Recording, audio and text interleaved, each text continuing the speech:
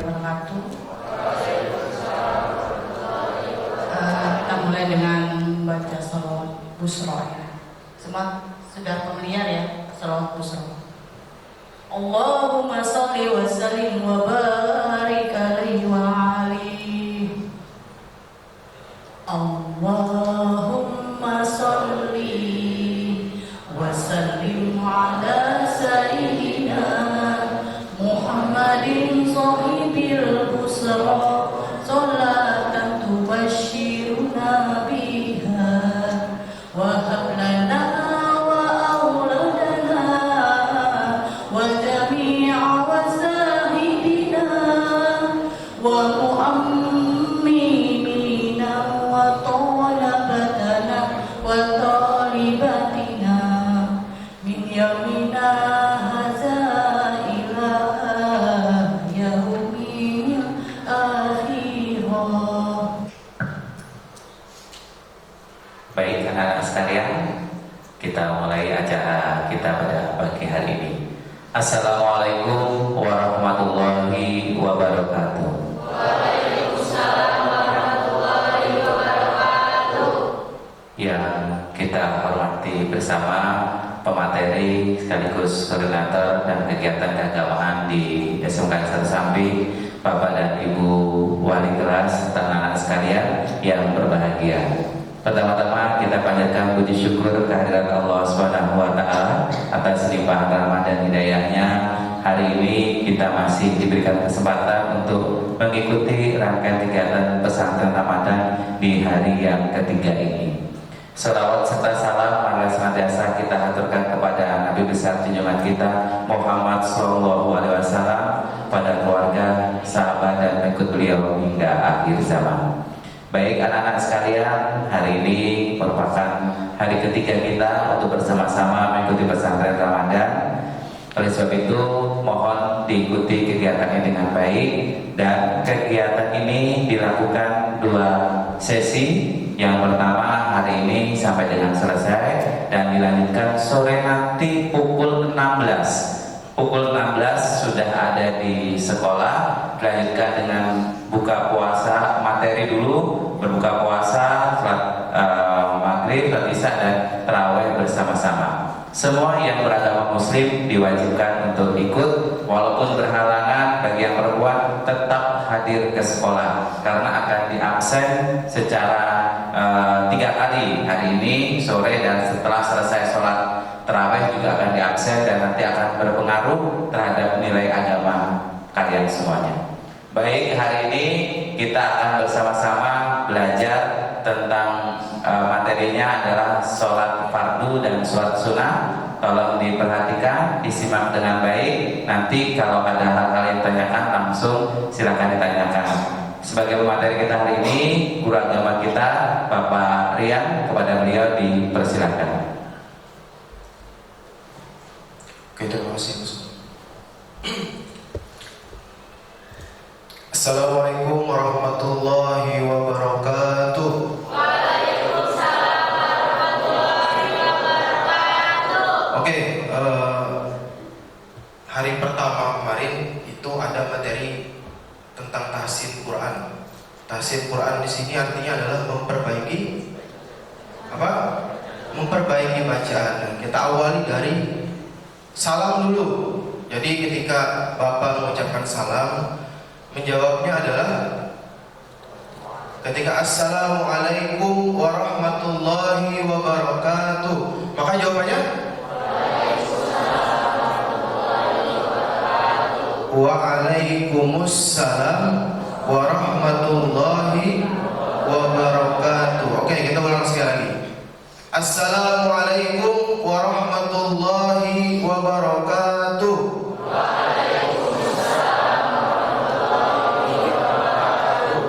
Alhamdulillah, alhamdulillah rabbil alamin, wassalatu wassalamu ala asrofil anbiya wal mursalin, sayyidina wa maulana Muhammadin wa ala alihi wa sahbihi ajma'in.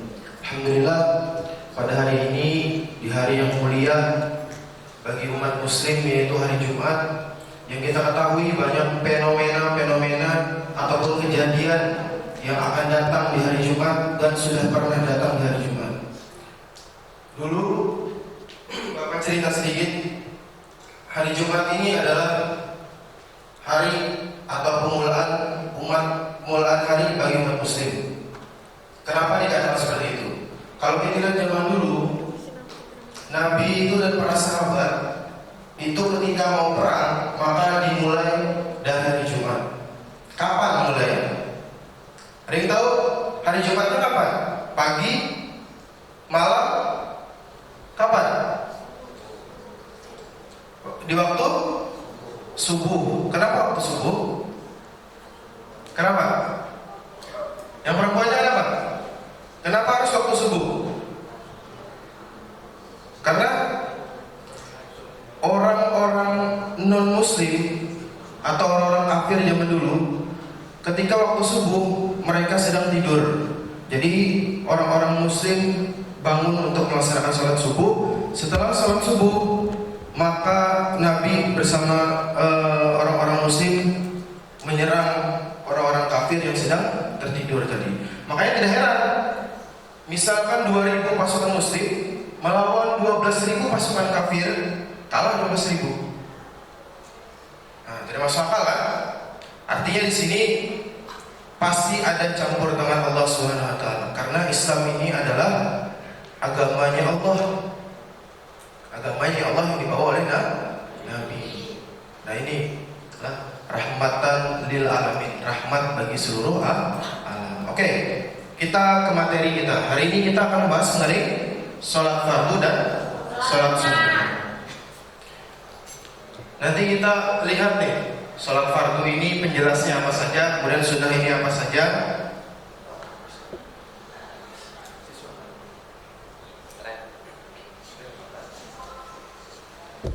Oke.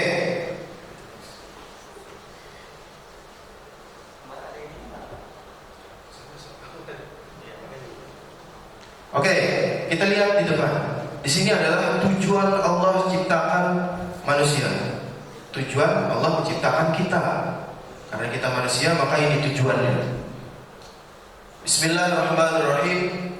Di sini ada ayat yaitu Quran surah Az-Zariyat ayat 56, yang mana ayat ini menjelaskan wa ma khalaqtul jinna wal insan illa liya'budun. Itu artinya apa? Wa ma khalaqtul jinna wal insan illa liya'budun. Ada yang tahu artinya? Ayo, kenapa Allah ciptakan kita ke dunia? Kenapa? Lagi-lagi? Ada yang tahu?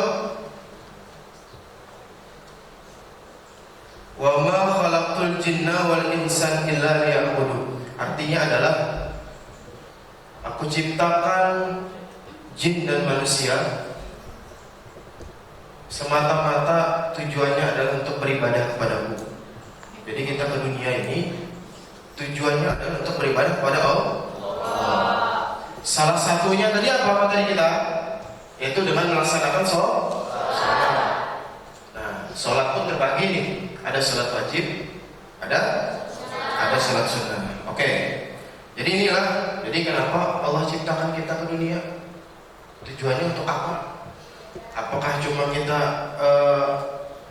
rame-rame aja, kumpul-kumpul dengan kawan? Tidak. Tapi tujuannya adalah beribadah kepada Allah. Ini. Nah, ini sholat fardu. Apa sholat fardu? Fardu itu apa? Hah? Wajib. Nah, di sini ada penjelasannya. Sholat fardu merupakan sholat yang hukumnya wajib dan tidak boleh ditinggalkan. Jadi tidak boleh ada alasan untuk meninggalkan sholat fardu. Artinya wajib nih.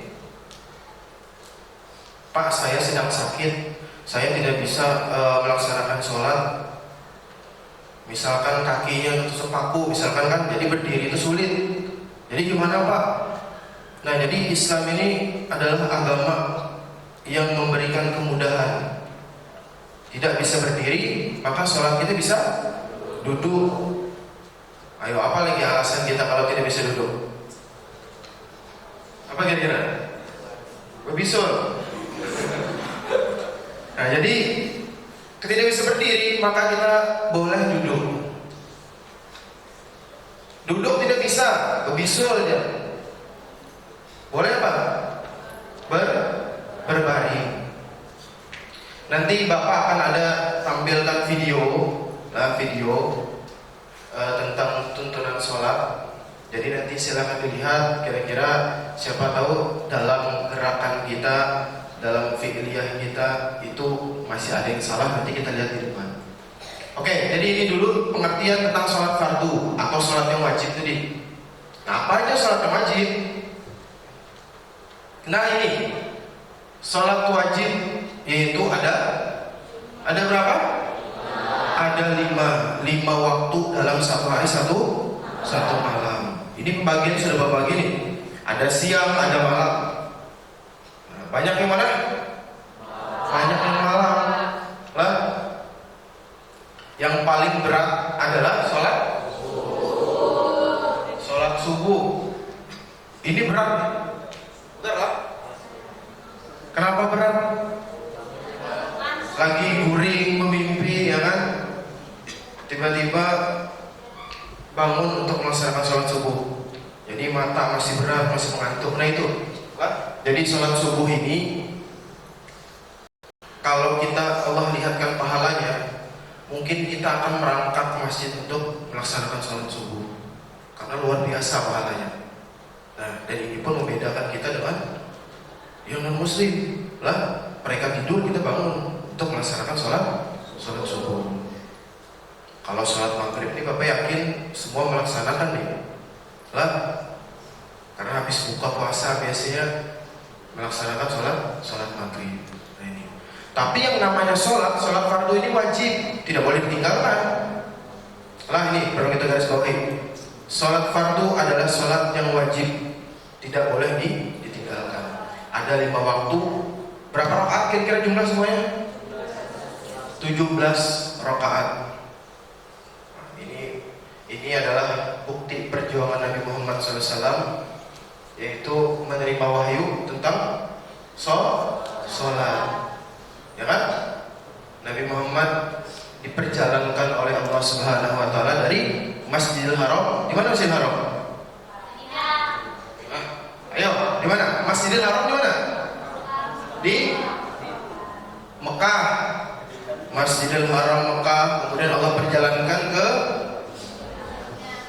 Masjidil Aqsa. Di mana Masjidil Aqsa? Di Palestina ini. Ya kan? Allah perjalankan dari Masjidil Haram Mekah ke Masjidil Aqsa Palestina. Kemudian Allah angkat Nabi ke Sidratul Muntaha atau langit ketujuh. Nah, jadi sampai langit ketujuh itu Allah perjalankan Nabi untuk mendapatkan wahyu tentang sholat. Jadi butuh perjuangan. Lah, jadi luar biasa nih. Kemudian ada tawar-tawar mengenai sholat. Nah, bayangkan sampai 50 misalkan kan, yang 5 waktunya kita sudah pengoler menggawinya. Nah ini, jadi sampai jatuhnya kepada 5 waktu tadi atau 17 rakaat. Ini adalah oleh Allah kepada Nabi Muhammad SAW. Jadi penting nih, sholat fardu. Jadi sholat ini juga nanti adalah amalan yang akan pertama kali Allah hisab. Wahai fulan bin fulan, panggil namanya. Ini sholatnya bagus nih. Wahai Allah, ini sholatnya bagus. Jadi patokan kita nanti ada di sholat. Sholat bagus, berarti amalan semua bagus. Tidak usah tanya-tanya lagi. Tapi ini sholatnya bolong-bolong, nah jadi dicarilah celah. Tapi kalau sholat bagus, udah ente sudah selesai pertanyaannya. Lah, jadi penting nih. Dan sholat ini diwajibkan untuk kita. Kalau kita nanti ada siapa atau rukun sah sholat itu apa aja nanti. Oke. Nah di sini ada syarat wajib dan syarat sah sholat. Oke, kita lihat. Yang pertama adalah syarat wajib sholat. Nah di sini Bapak ambil 3. Yang pertama adalah beragama jelas ya. Nah, yang melaksanakan sholat adalah orang-orang Islam.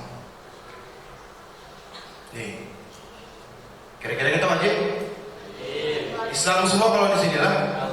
Nah, berarti wajib masuk, sudah syarat wajib sholat. Kemudian yang kedua adalah berakal sehat, tahu bahwasanya sholat itu adalah kewajiban. Artinya kita berpikir, kita memiliki akal, kan? Kita termasuk berarti nomor 2 ya, termasuk yang ketiga, yaitu balik.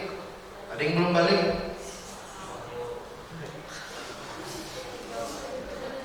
Nah ini Bapak yakin ini sudah balik semua nih lah? Oke, berarti 3 syarat wajib sholat ini kita masuk. Artinya kita boleh melaksanakan sholat. Jadi kalau kita sudah masuk ini, berarti kita kalau meninggalkan sholat, maka jatuhnya adalah dosa. Nah, apalagi ini penting, sholat ini penting. Laki-laki nanti jadi pemimpin, ya kan? Yang memimpin rumah tangga, tidak mungkin tidak bisa jadi imam. Lah. Jadi ini adalah syarat wajib untuk melaksanakan sholat. Selanjutnya syarat sah sholat. Ini penting karena syarat sah sholat ini kita kadang teledor. Ya, kadang kita lupa. Yang pertama adalah suci dari hadas kecil dan hadas besar. Hadas kecil dan hadas besar. Hadas kecil contohnya apa? Yang sering apa? Buang air kecil. Di kamar mandi buang air kecil. Laki-laki misalkan berdiri, ya kan? Nah, ini berdiri nanti percikan air kencingnya tadi kena celana. Kita sadar? Tidak kan? Tidak. Makanya ketika kencing itu jangan berdiri. Jadi harus duduk untuk meminimalisir percikan air kencing tadi. Apalagi berdiri lama, ya bisa. Ya kan? Jadi itu hadas kecil yang harus kita perhatikan. Kalau hadas besar, apa hadas besar? Contohnya apa?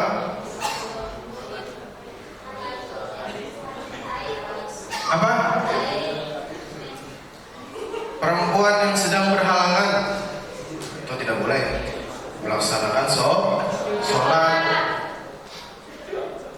Nih, lah itu hadas besar. Jadi hadas besar itu yang lain juga banyak. Lah, jadi ketika kita berhadas besar, maka kita tidak diwajibkan atau tidak boleh untuk melaksanakan sholat. Jadi gimana Pak? Ya sudah, karena kita meninggalkan hal yang wajib tadi, maka kita berdosa. Nah ini. Yang kedua, suci badan, pakaian dan tempat untuk sholat. Yang pertama adalah suci badan. Kadang kita lihat orang tua kita kalau mau sholat itu biasanya mandi dulu, ya kan? Setiap mau sholat zuhur mandi, asar mandi. Nah, untuk meminimalisir tadi adalah supaya badan kita suci. Kemudian yang kedua itu pakaian. Nah, di sekolah tidak tahu nih duduk sembarangan di mana, ya kan? Tiba-tiba ada apa? Ada apa? Ada teh cacak. Duduk lah, teh pisang lagi misalkan. Nah, ini double. Jadi hati-hati. Makanya kalau duduk di sekolah itu dilihat tempatnya bersih atau tidak. Jadi pakaiannya kita gunakan untuk sholat atau tidak. Kalau untuk sholat dilihat tempat duduk kita. Lah, baju kita, celana kita, kaos kaki. Ini kaos kaki Bapak lihat. Dari kelas ke kopsis misalkan pakai kaos kaki sampai bolong kaos kakinya. Nah inilah, jadi kita perhatikan mengenai pakaian tadi. Oh, aku hari ini harus sholat zuhur. Senin sampai hari Kamis kan. Artinya pakaian Senin dan Kamis sampai hari Kamis itu kita jaga supaya tidak ada hadas atau najis tadi. Nah itu. Kemudian tempat untuk sholat, kalau bisa tempat yang bersih. Kita alhamdulillah di sekolah sudah difasilitasi dengan musola. Nah jadi kalau mau sholat musola. Nah ini. Oke, kemudian yang ketiga syarat sah sholat adalah menutup aurat. Menutup aurat. Jadi menutup aurat itu penting. Kewajiban seorang muslim adalah menutup aurat. Nah, ini syarat sah sholat. Kemudian yang keempat adalah telah masuk waktu sholat. Telah masuk waktu sholat. Oh, ini sholat sudah sholat zuhur. Nah, maka kita wajib melaksanakan sholat zuhur. Kemudian yang kelima adalah menghadap ke arah kiblat. Jadi kesana kan? Menghadap. Nah, jadi ini Bapak ambil 5 mengenai syarat sah sholat. Jadi perlu kita perhatikan.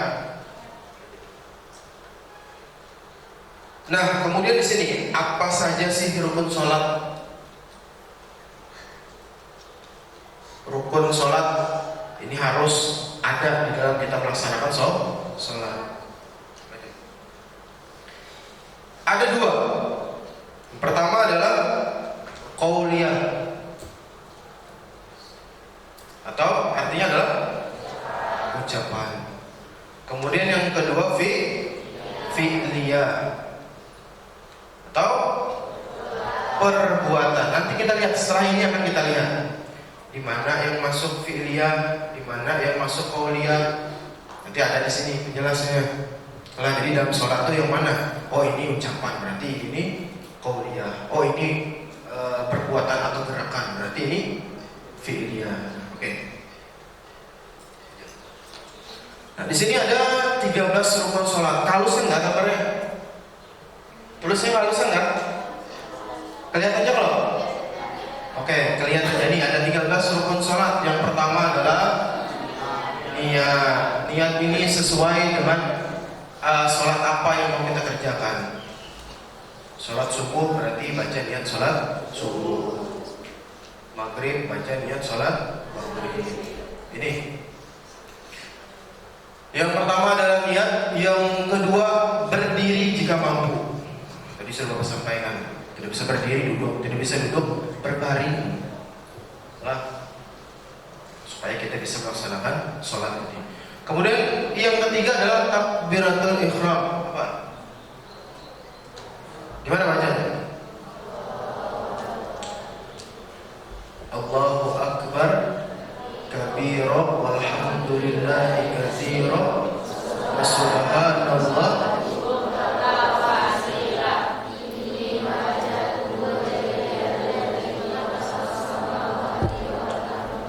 Hanifan musliman wa ma ana minal musyrikin. Inna salati wa nusuki wa mahyaya wa mamati lillahi rabbil alamin. La syarika lahu wa bidzalika umirtu wa ana minal muslimin. Oke, itu takbiratul ihram. Biasa kita baca ketika Allahu Akbar. Jadi ketika kita membaca niat, dalam hati ini kita juga membaca. Ketika Allah berarti sengajamu sembahyang maghrib 3 rakaat, itu harus ikut lah. Jangan ada datang tiba-tiba habis dulu. Tahu nih, bacaan niat ada supaya tidak ada ketinggalan 1 rakaatnya. Nah itu lah. Jadi kemudian selanjutnya adalah baca surat Al-Fatihah. Surat Al-Fatihah mungkin semua sudah bisa. Jadi itu wajib dalam sholat, itu wajib. Ketika kita tidak membaca Al-Fatihah, maka sholat kita tidak sah. Jadi wajib kita membaca surat Al-Fatihah. Kemudian setelah itu ada ruku. Ruku dan tumanina. Ruku lah, ruku. Makanya nanti ada videonya, silakan nanti dilihat. Posisi ruku yang pas itu harusnya seperti apa. Nah, jadi tumanina itu kita harus diam dulu lah. Allahu Akbar, diam kan? Bener lah? Oh, Allahu Akbar, Allahu Akbar. Tidak mungkin. Dolin.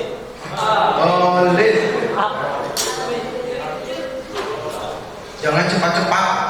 Jadi harus tumanina atau diam. Allahu Akbar, baca dulu. Sami Allahu liman hamidah. Diam dulu. Nah itu. Lah. Kemudian tidak.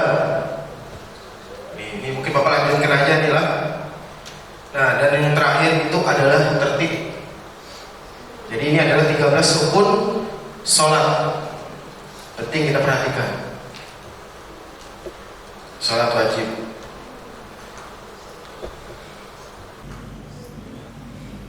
Oke, selanjutnya. Nah, di sini ada sholat sunnah. Sunnah itu apa? Apa? Bila dikerjakan dapat pahala, bila ditinggalkan mendapat dosa.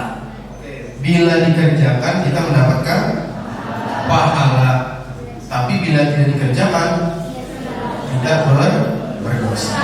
Sekarang hari ini, bulan ini kita melaksanakan sesuatu yang wajib, yaitu puasa, ya kan? Nah, jadi mungkin kebanyakan kita mengartikan puasa ini dengan sesuatu hal yang memang ketika kita melaksanakan puasa, kita gunakan waktu puasa kita itu dengan sesuatu, misalnya contoh tidur, bablas tidurnya misalkan tidak boleh. Dari pagi bangun jam 4 misalkan, jam 4 dari pagi, jam 7 bangun jam 4 sore misalkan. Nah, di sini kita berpuasa, kita melaksanakan yang wajib, tapi meninggalkan yang wajib juga. Benar? Zuhur lewat, asar lewat, tidak boleh. Lah, artinya yang wajib tadi harus kita kerjakan. Tadi kita sudah sepakat, meninggalkan yang wajib hukumnya adalah dosa. Ini kita wajib, artinya harus kita laksanakan.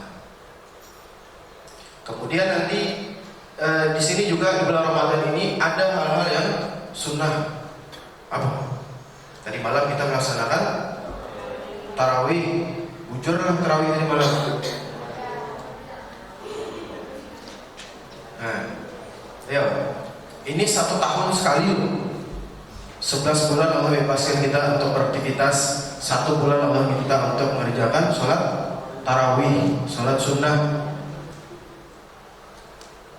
Lah, ini apalagi Ramadan ini sudah hampir selesai. Kurang lebih tinggal 1 minggu lebih lagi dikit lah. Jadi kita manfaatkan Ramadan. Kita kalau memang misalkan bisa tarawih, ikut tarawih. Yang tidak berhalangan, perempuan ikut tarawih. Yang laki-laki tidak mungkin ada halangan, wajib ikut, harus ikut. Lah, jadi habis sholat isya lanjut lagi tarawih. Karena tidak ada jaminan. Kira-kira di sini ada yang menjamin nggak?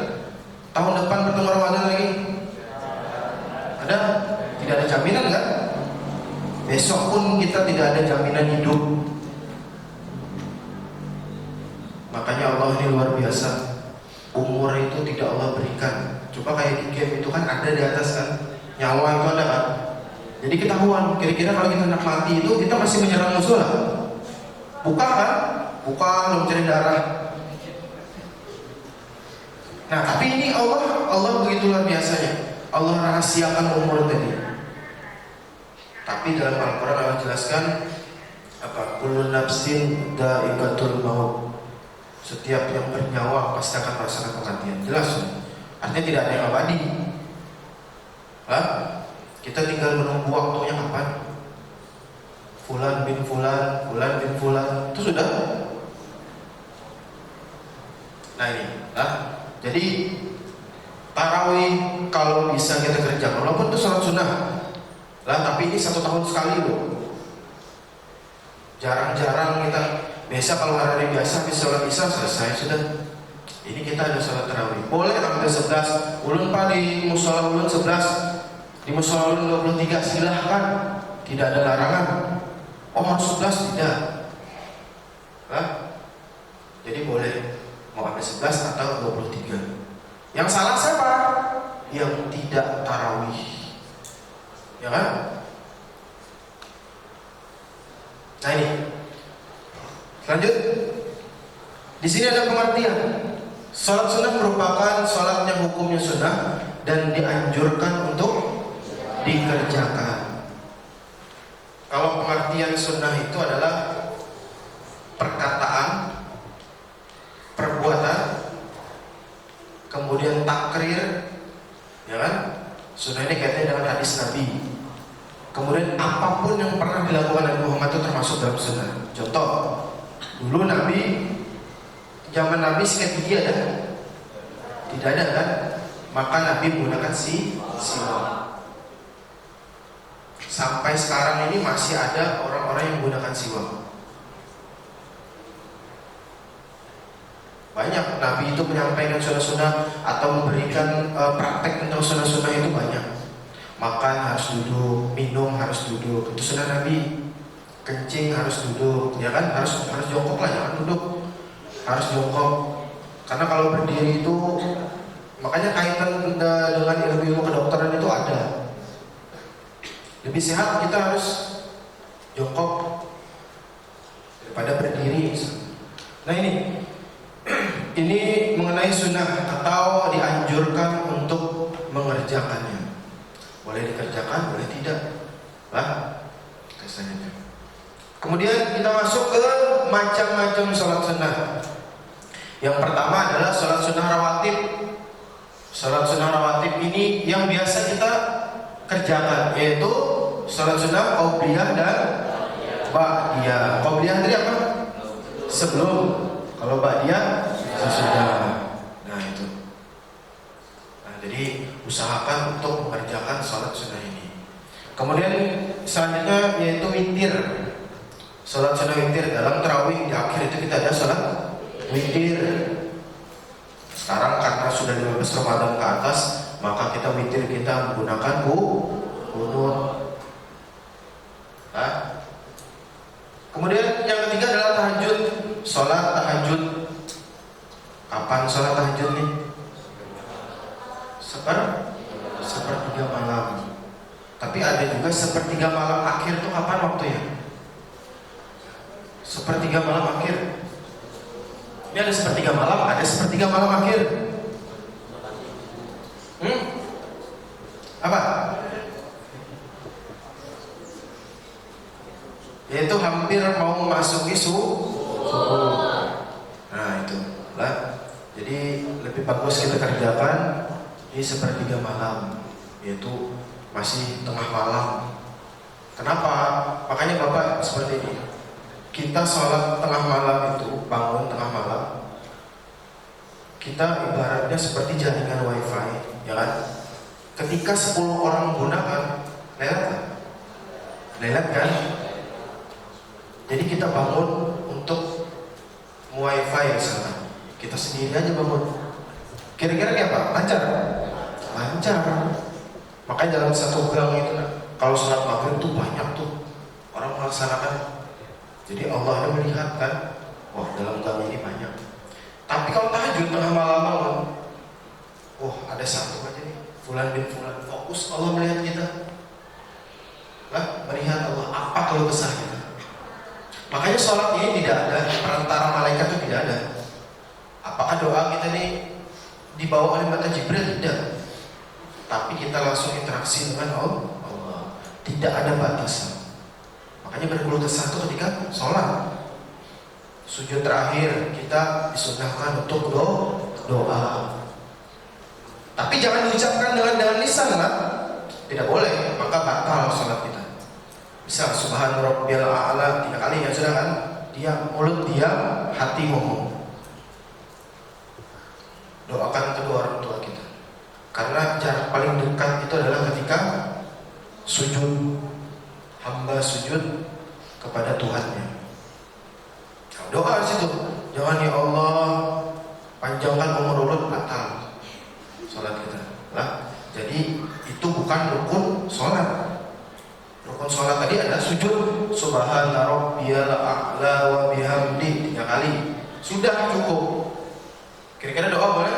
Boleh. Makanya kadang ada orang yang lama kan sujud itu, sujud akhir. Di situ doa, kesempatan kita untuk doa. Makanya kata Bapak, tidak ada perantara malaikat Jibril itu tidak ada. Ya Allah, ini doa sekular tidak. Allah langsung mendengar. Kemudian Bapak sampaikan juga bahwasanya doa ini kalau bisa diawali dan diakhiri dengan salawat kepada Nabi Muhammad SAW. Kalau kita tidak membawa nama Nabi Muhammad kepada Allah, mungkin doa kita akan lambatlah Allah ijabah. Tapi ketika kita membawa nama Nabi Muhammad di hadapan Allah, kita bawa nama kekasih Allah di hadapan Allah, maka doa kita insya Allah akan cepat Allah ijabah. Buktinya apa? Apa buktinya?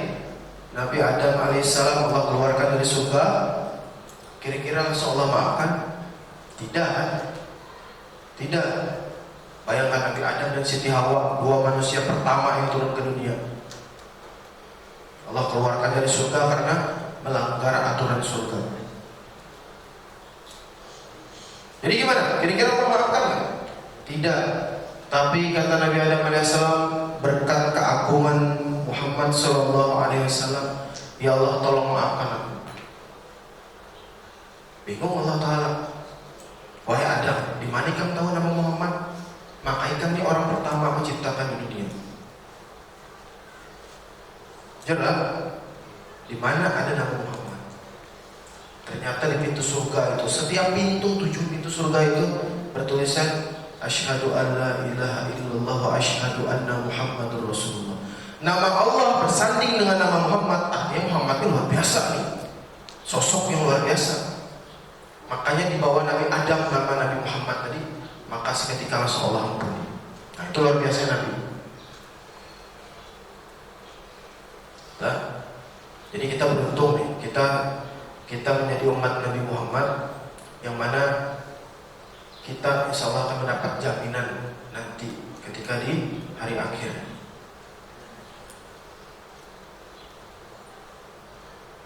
Oke, kita lanjutkan. Kemudian ada sholat tarawih. Sholat tarawih ini dilaksanakan di bulan Ramadan. Dilaksanakan di bulan Ramadan. Kata Bapak tadi boleh 11 rakaat, boleh 23 rakaat. Kalau 11 rakaat itu mungkin lebih cepat, ya kan? Belum 11 cepat supaya langsung, tidak masalah. Ulun 23, tidak masalah. Nah ini tentang berbeda persepsi, tapi sama tujuan, ya kan? Makanya kalau sholat sunnah ini tujuannya adalah untuk menutupi hal-hal yang wajib tadi. Padahal memang tidak bisa, karena yang wajib tadi tidak boleh kita tinggalkan. Nah, tapi tujuannya adalah untuk menutupi hal-hal yang wajib. Kemudian ada sholat sunnah duha. Sholat sunnah duha kapan? Kapan? Biasanya kita laksanakan pagi. Ya, benar. Jadi ada waktunya sholat sunnah duha ini. Fadilahnya adalah untuk menarik rezeki. Sebelum kerja sholat dulu. Itu nanti akan Allah atur rezeki kita. Nih sholat sunnah duha fadilahnya luar biasa. Tapi berat lah, berat. Karena pagi masih. Kemudian sholat sunnah tahiyatul masjid. Hari ini kita akan melaksanakan sholat Jumat bagi laki-laki.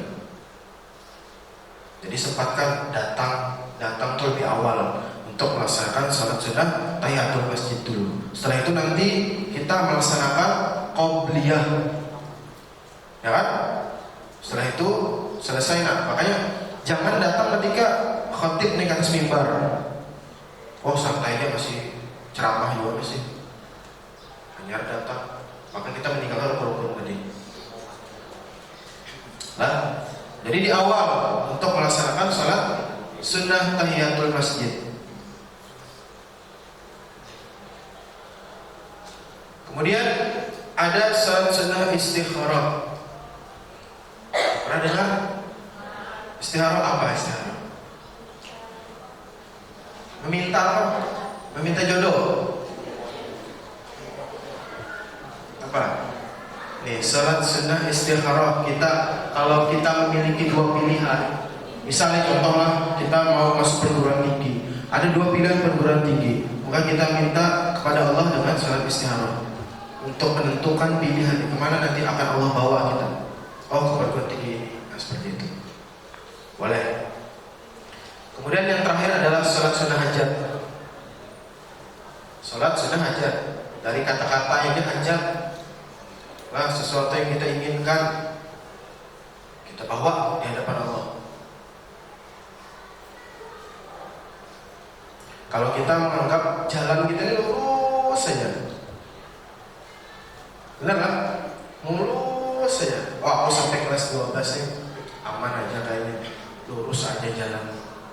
Tapi Allah, jalan Allah seperti apa? Naik turun, ya kan? Kita berencana yang menentukan Allah. Nih, itu di salat sunnah hajat. Selanjutnya, apa saja sunnah bulan Ramadan? Karena kita masuk bulan Ramadan, kita lihat sunnahnya. Apanya? Nah, ini ada 5. Ini Bapak ambil 5 aja nih. Yang pertama adalah memperbanyak sedekah. Memperbanyak? Apalagi hari ini. Lah, hari biasa itu, hari Jumat tadi adalah hari istimewa, betul? Kita bersedekah hari Jumat, maka akan Allah lipat gandakan. Apalagi ini double. Hari Jumat, bulan Ramadan, bersedekah. Itu luar biasa. Lah, 1000 bengkol barang, biar bunyi tren dalam celengan. Lah, tapi ikhlas. Jujur lah, daripada 50.000 tuh orang banyak, orang melihat dulu baru dimasukkan. Ya kan? Nah ini, makanya bersedekah ini kalau bisa atau memberi itu tangan kanan memberi, tangan kiri jangan sampai tahu. Kadang orang kalau di masjid itu biasanya kalau mau sedekah ditutup kan, jadi ditutup dimasukkan. Benar lah. Tapi kalau transparan kelihatan tuh, namanya kita kadang dilihat kan, ini kita duduk di samping orang mau sedekah nih. Mau apa, nyumbang, kita ini kadang kepo melihat berapa bubur ini, 5.000 kan, 10.000 kan gitu. Nah, tapi ini sunnahnya itu memperbanyak sedekah. Kemudian ada juga memperbanyak membaca Al-Quran. Syahrul Ramadan alladzi unzila fihi Al-Quran. Bahwasanya Ramadan ini adalah bulannya Al-Quran. Al-Quran turun di bulan Ramadan. Nah ini, kalau kalian bisa baca Quran, baca Iqra. Ada apa sih? Baca Iqra ada? Ini, jadi pahala bulan Ramadan Allah lipat gandakan terus. Kemudian yang kedua adalah melaksanakan tarawih, sudah kita bahas tadi. Selanjutnya mendirikan qiyamul lail. Apa qiyamul lail? Qiyamul lail apa? Salat malam. Nah, salat sunnah apa tadi? Kita kerjakan. Apalagi kita ketahui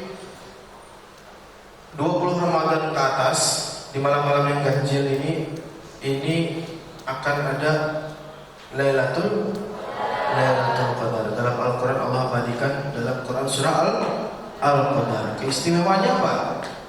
Lebih baik daripada 1000 bulan. 1 bulan aja luar biasa indahnya, apalagi 1000 bulan. Kapan? Ini sudah mulai nih. Makanya orang banyak yang iktikaf di musala atau masjid, ya kan?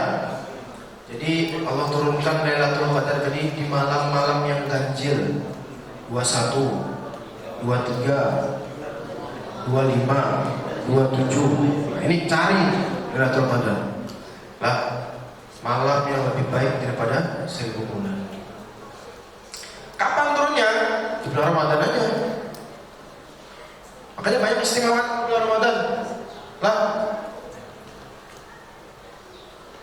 mungkin di sini ada yang ikut itikaf, jadi tahu tuh apa yang dikerjakan, lah ibadah, beramal untuk mendapatkan Lailatul Qadar ini. Kemudian yang keempat, yang keempat ini mungkin walaupun tidak usah sampaikan, mungkin tahu aja nih. Menyegerakan berbuka. Allahu Akbar, Allahu Akbar. So, kita batalkan dulu puasa kita. Jadi berbukalah dengan yang manis-manis. Makanan.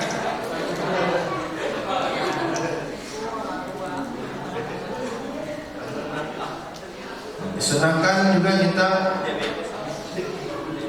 kalau zaman dulu Nabi itu makan apa? Kurma. Tapi kurmanya harus hitungannya yang ganjil. Lah, yang ganjil 21 puting boleh ganjil. Jadi ketika azan kita wajib membatalkan puasa kita, menyegerakan berbuka. Sebaliknya yang nomor 5 yaitu mengakhiri sahur. Maksudnya apa?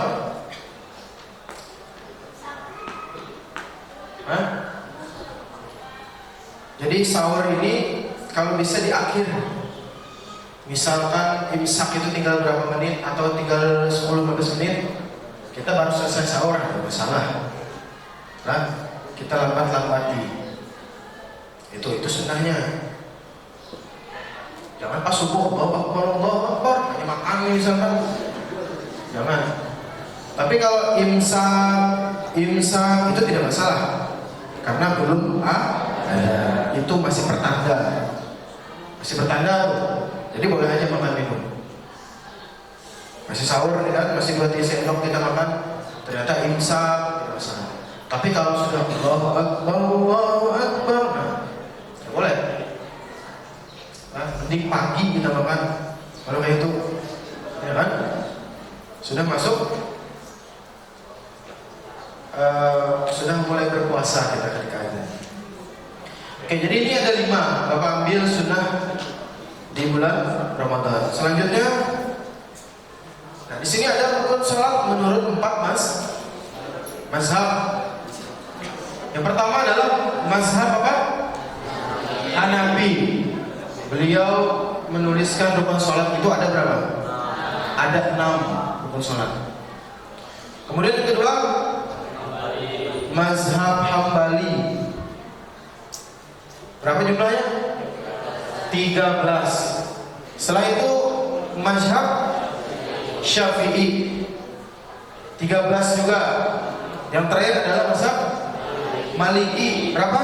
13. Nah, mayoritas orang-orang Indonesia itu adalah bermazhab Syafi'i.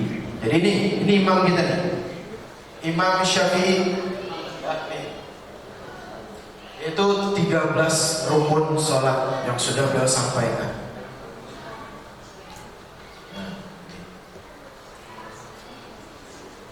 Jadi ini ada mazhab lah patokan kita untuk sholat itu. Makanya ketika di Indonesia, ya kan? Ketika di Indonesia mungkin banyak mempermasalahkan mengenai sedekap. Lah, Allah. Biasa kan? Kalau orang dulu Allah. Ada di sini? Ada kan? Allah. Bapak juga pernah ada? Allahu Akbar. Nah, mungkin kalau kita lihat di TV-TV Mekah, Allah. Kira-kira salah lah? Hah? Tidak kan? itu tidak harus dipermasalahkan. Nah, tapi kalau mazhab Imam Syafi'i kita disuruh untuk bersedekah. Nah, yang normal aja. Makanya sambil niat Allah sengaja aku sembahyang zuhur misalnya, itu harus ikut dalam hati. Itu. Nah ini, jadi mayoritas di Indonesia ini adalah pemegang mazhab Syafi'i. Banyak penjelasan tentang mazhab Syafi'i. Oke, selanjutnya.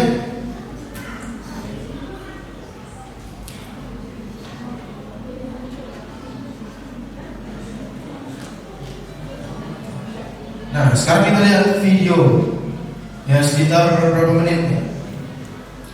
Kita dengarkan sama-sama.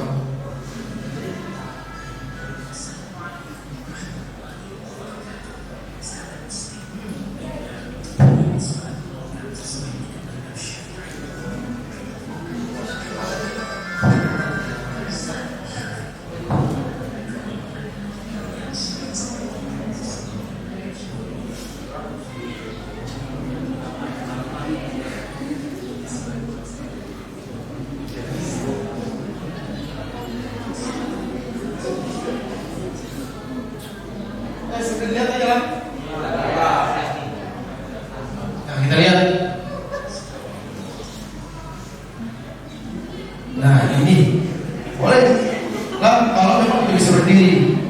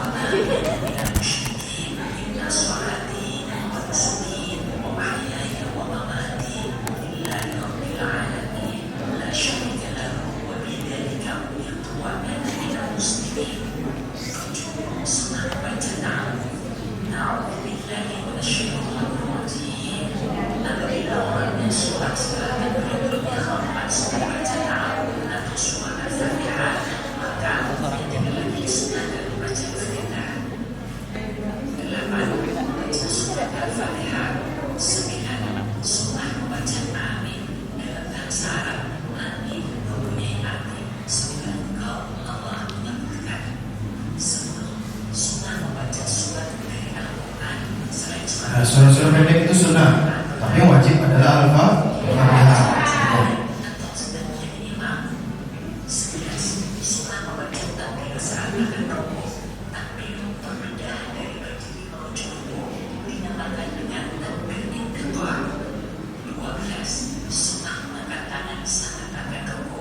Jadi mengatakan ruku itu sunnah, Pak. Makanya boleh langsung ruku boleh.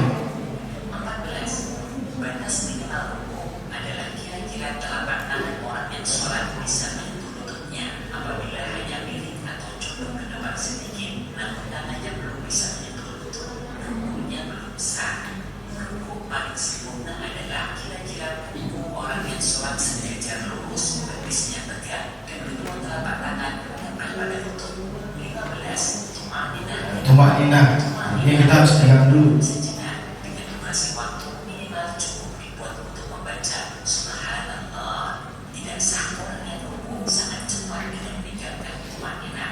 16. Ketika rukuk sunnah membaca Subhana Rabbiyal Azim wa bihamdi. Subhana Rabbiyal Azim wa bihamdi. Subhana Rabbiyal Azim wa bihamdi.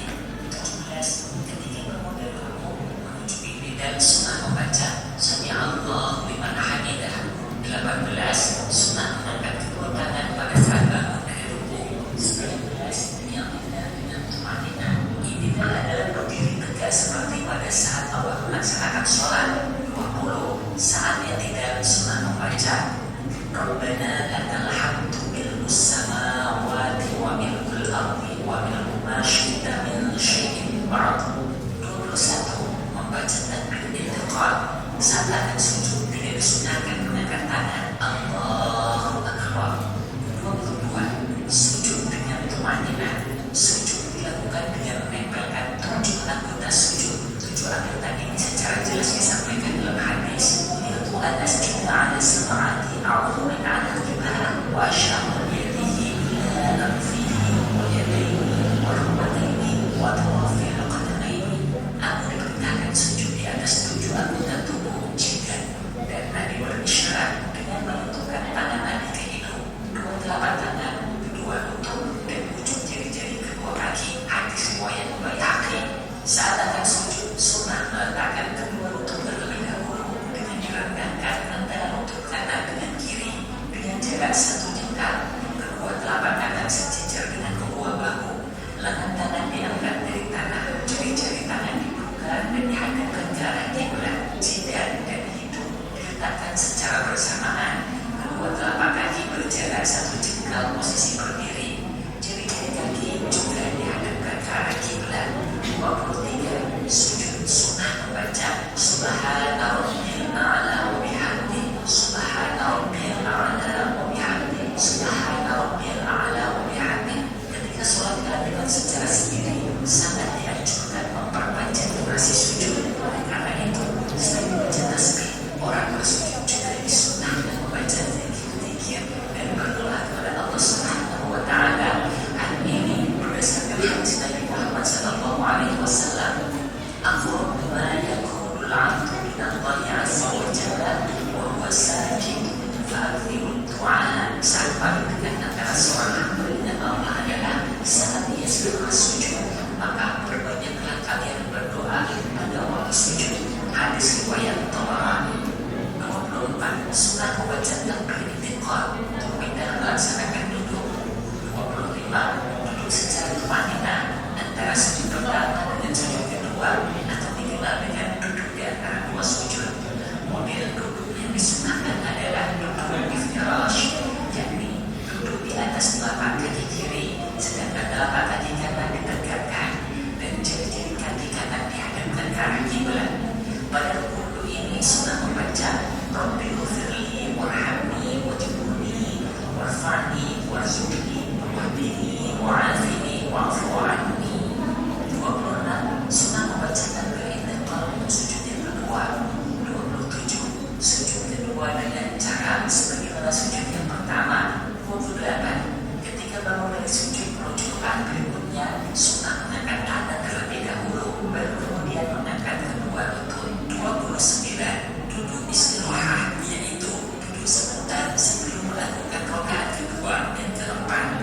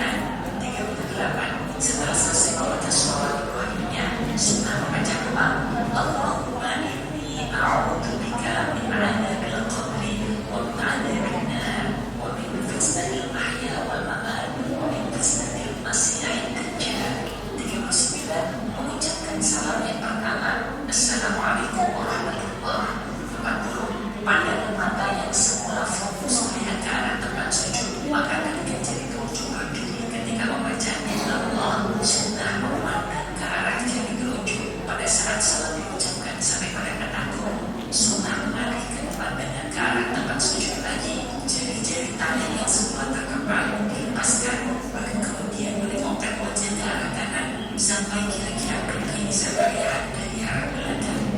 41. Membaca doa Allahumma inni as'aluka fawzan bil jannah. 42. Setelah selesai salamnya pertama, disunahkan menghadap lagi ke arah tempat sujud lalu mengucapkan salam kelima, Assalamualaikum warahmatullahi wabarakatuh. 43. Pada saat selesai membaca baru disunahkan berpegang menengok ke arah kiri. 44. Membaca doa Allahumma inni as'aluka najata minan nari wal afwa inda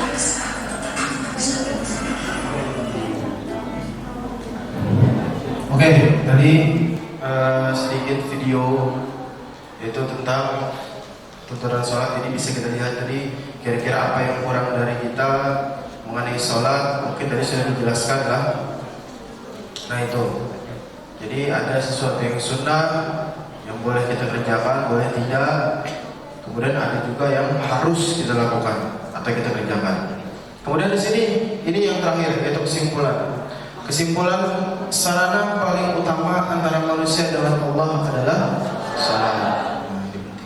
Kira-kira kita sampai saat ini merasakanlah bagaimana ketika kita sholat Allah berikan apa terhadap kita.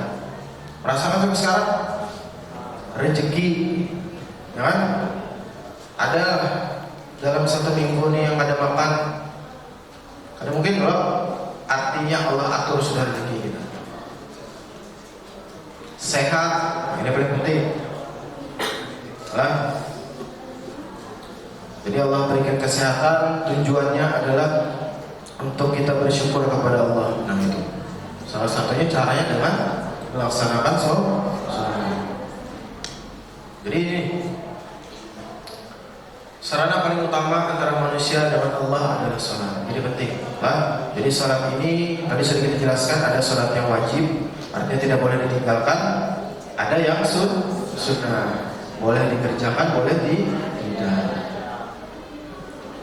Oke, ada pertanyaan dulu sebelum Bapak tutup? Silakan.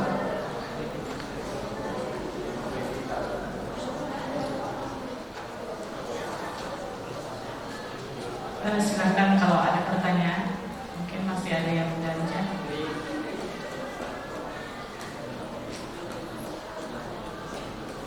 Ada? Ada pertanyaan? Ada? Kalau kalian tidak ada pertanyaan, mungkin saya boleh bertanya. Silakan Bu. Tadi ketika sujud katanya itu wajib 7 anggota tubuh. Bisakah dijelaskan apa saja 7 anggota tubuh tersebut? 7 anggota tubuh yang harus apa? Ketika sujud. Jadi apa saja sih anggota tubuh itu?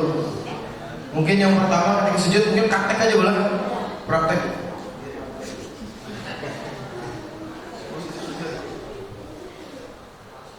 Nah, mungkin yang pertama yaitu kaki. Kaki. Yang ini 2 saudara. Kemudian lutut berapa? 2. Lututnya 4. Ditambah telapak tangan berapa? 6. Kemudian satunya jidat. Nah 7 lah. Jadi kenapa? Apakah hidung juga termasuk? Apakah hidung termasuk ketika sujud? Hah? Boleh tidak hidung tidak tersentuh sejadah misalnya? Boleh? Yang wajib apa? Tuh lah. Jadi kalau memang bisa boleh lah. Kita tergantung bagaimana kita sujud. Kalau memang kita sujud, wajib itu adalah jidat. Nah jadi kalau memang hidungnya tersentuh boleh Bu. Karena kita kan kadang ada yang diangkat hidungnya, tapi yang wajib adalah jidat. Jadi kalau ini tidak sampai ke sajadah itu tidak boleh, karena menghilangkan daripada rukun. Nah ketika kita sujud tadi. Nah itu. Makanya kalau sujud itu juga ada tumak ninahnya. Kita berhenti sebentar, jangan cepat-cepat kalau cepat-cepat takutnya 7 anggota badan tadi itu tidak salah satunya tidak kena sajadah. Jadi harus ada tumanina, berdiam dulu sebentar.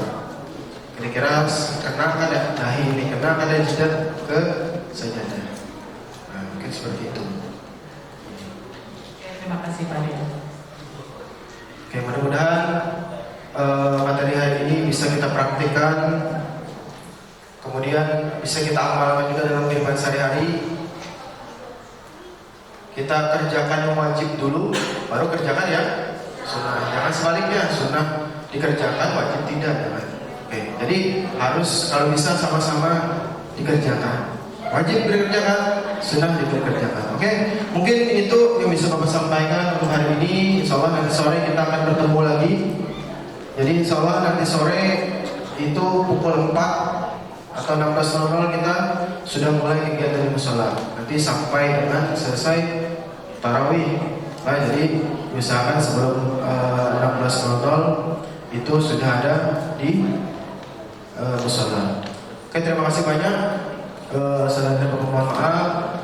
Wabillahi taufiq wal hidayah. Wassalamualaikum warahmatullahi wabarakatuh.